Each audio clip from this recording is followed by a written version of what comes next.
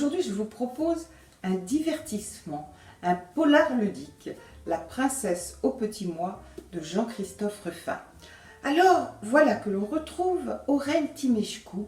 Vous savez, ce personnage loufoque, fantaisiste, drôle, imaginé par Jean-Christophe Ruffin, vice-consul de son état qui préfère mener l'enquête.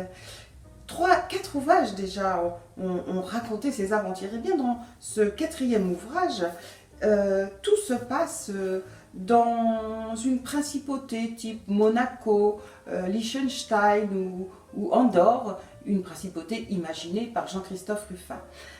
Notre vice-consul, qui a des airs de Colombo qui aurait grandi en Roumanie, eh bien, notre vice-consul part y mener l'enquête pour la raison suivante.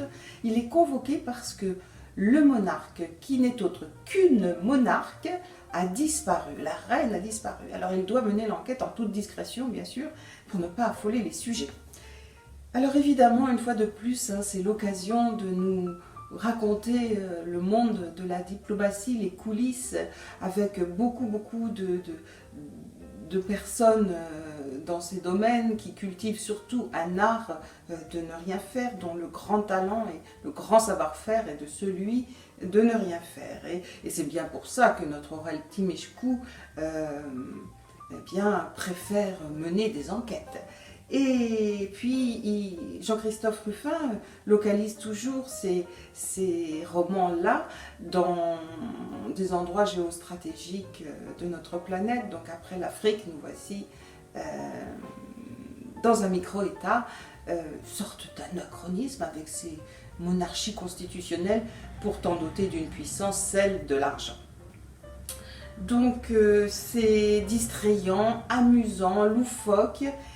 C'est aussi nourri par une histoire vraie, ici cela ajoute sans doute au roman, celle de Charlotte de Monaco, la maman du prince régnier, vous savez, celui qui avait épousé Grace Kelly, vous vous en souvenez. Eh bien, la maman de ce prince, Charlotte de Monaco, a fini par abdiquer.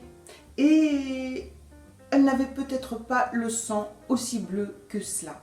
Alors voilà, c'est un divertissement, mais doté d'un intérêt en arrière-fond. Et à l'approche de l'été, ma foi, pourquoi pas ?